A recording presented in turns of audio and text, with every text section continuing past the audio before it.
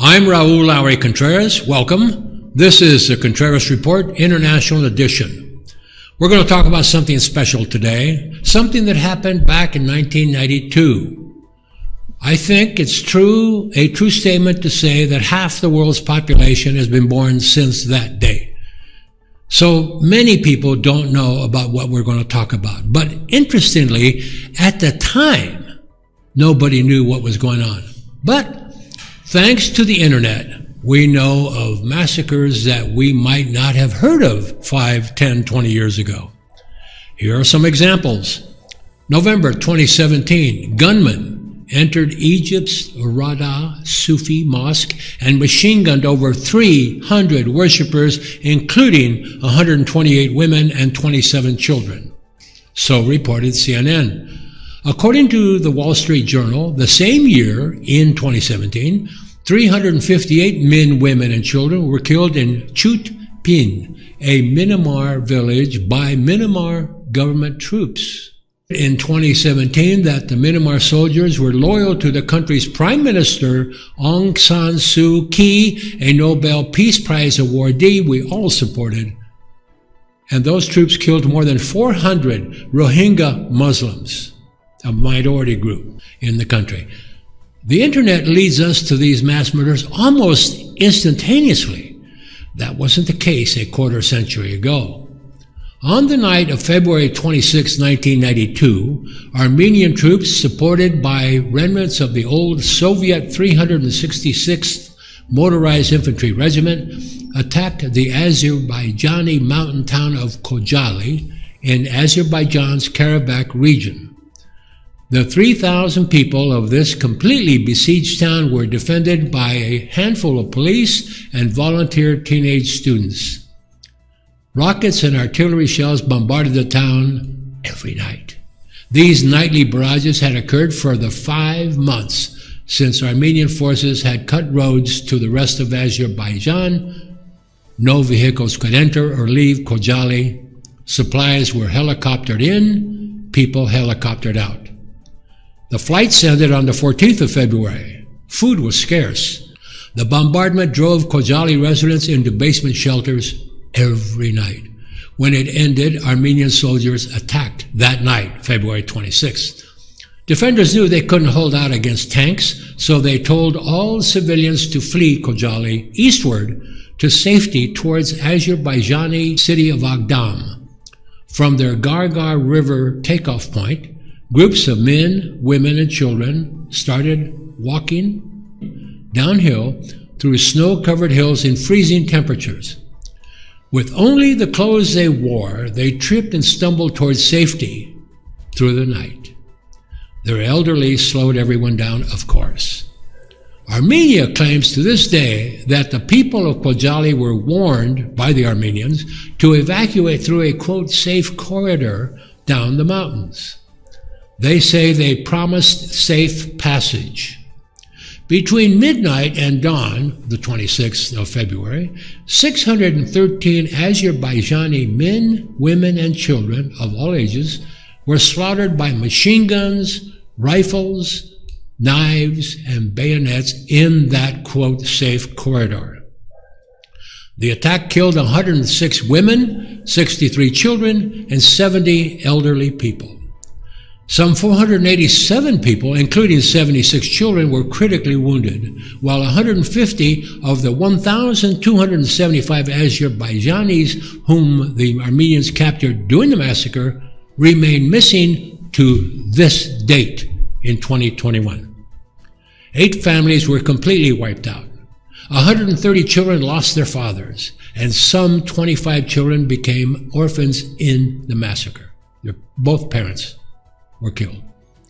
According to official investigations, Armenian forces tortured the captives, some by burning them alive, some by just plain slaughtering and peeling off their scalps. Yes, they scalped people and beheaded others.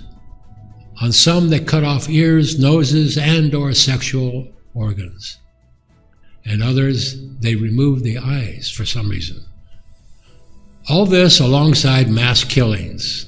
Within hours of the massacre, American reporter Thomas Goltz made his way by helicopter to the killing fields and wrote a story for the Washington Post, which he dictated over the phone from Agdam by way of the Post's Moscow bureau. Few people in the United States knew anything about the massacre at Khojaly, which, by definition of the 1948 Convention of Genocide, was a genocidal act, a punishable crime against humanity, and, by definition, a war crime. American reporter Thomas Goltz was at the killing fields within a day, 24 hours, of the massacre and is the only American reporter who visited Khojaly before the attack. He personally knew people whose bodies he saw. He knew them personally. Thomas Goltz described the massacre in his book, Azerbaijan Diary, this way. This book has been validated by another book, Black Garden, written by prominent British expert Thomas DeWall. But the best description is by Marker Melkonian, the brother of the California-born and educated Armenian terrorist Monty Melkonian. Mr. Melkonian wrote a book titled My Brother's Road, An American's Fateful Journey to Armenia. In it, Melkonian specifies two Armenian military detachments, Arabo and Aramo. Arabo spelled with a B, Aramo spelled with an M. He describes the genocidal massacre of Azerbaijan civilians by Armenian forces at Khojaly in great detail. Melkonian writes on page 213, quote, "The Arabo fighters had then unsheathed the knives they had carried on their hips for so long and began stabbing. Now the only sound was the wind whistling through dry grass, a wind that was too early yet to blow away the stench of corpses." Monte, his brother, crunched over the grass where women and girls lay scattered like broken dolls, unquote. A better view is that of former Armenian President Serge Sarkisian in Thomas DeWall's book, Black Garden. Sarkisian was in charge of Armenian forces in Karabakh, which committed the Khojaly massacre. This is what President Sarkisian told to DeWall, quote, "Before Khojaly, the Azerbaijanis thought they were joking with us. They thought that Armenians were people who could not raise their hand against the civilian population. We were able to break that stereotype. And that's what happened at Khojaly, described by the man in charge." DeWall's analysis, also on page 172, quote, "Sarkisian's account throws a different light on the worst massacre of the Karabakh War, suggesting the killings may, at least in part, have been a deliberate act of mass killing as intimidation," unquote. To this we can add that what happened at Khojaly was by legal definition, according to the 1948 Convention of Genocide, I repeat, legal definition, genocide. Human Rights Watch, HRW, invalidated Armenia's attempts to deny its responsibility for Khojaly and blamed the Armenian forces for the massacre.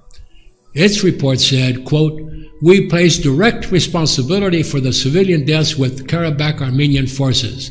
The circumstances surrounding the attack indicate that Armenian forces and the troops of the 366th former Soviet regiment executed the massacre at Khojaly," unquote.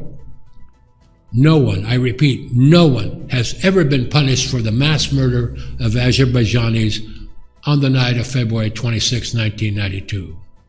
Many of the perpetrators of Khojaly are even hailed as national heroes in Armenia, rewarded over the years with high-ranking positions in the government, even the presidency of Armenia. I interviewed several survivors of the Khojaly massacre. I also wrote a book about this horrific crime titled Murder in the Mountains. Let's hear from Khojaly survivors themselves. Her gün dövülürdüm, her gün. They beat and tortured me every day. Every day. The beating was so harsh that I was unable to stand. I wish I would have died in the forest rather than be captured by them.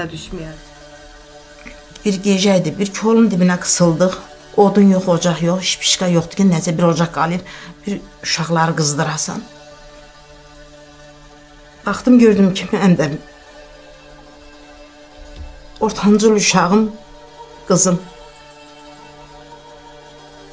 85-ci təvəllüd, sevincim.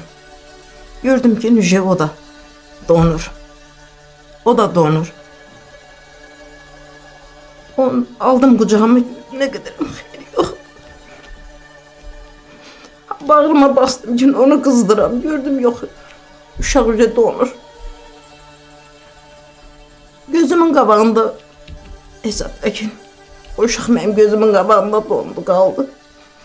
Onu da yine üstünü aynı önünden örtdük ki, hiç olmasa ki kurt kuş bunlara değmez. Ondan sonra səhər saçıldı, biz yolumuza davam elədik. Gördük ki, yox, taqətlərimiz tutulub, gələ bilmirik. Balanın gözünün qabağında ölür. Ana ha çabalayır, çırpınır ki, balasını köməkləsin, eləyə bilmirik.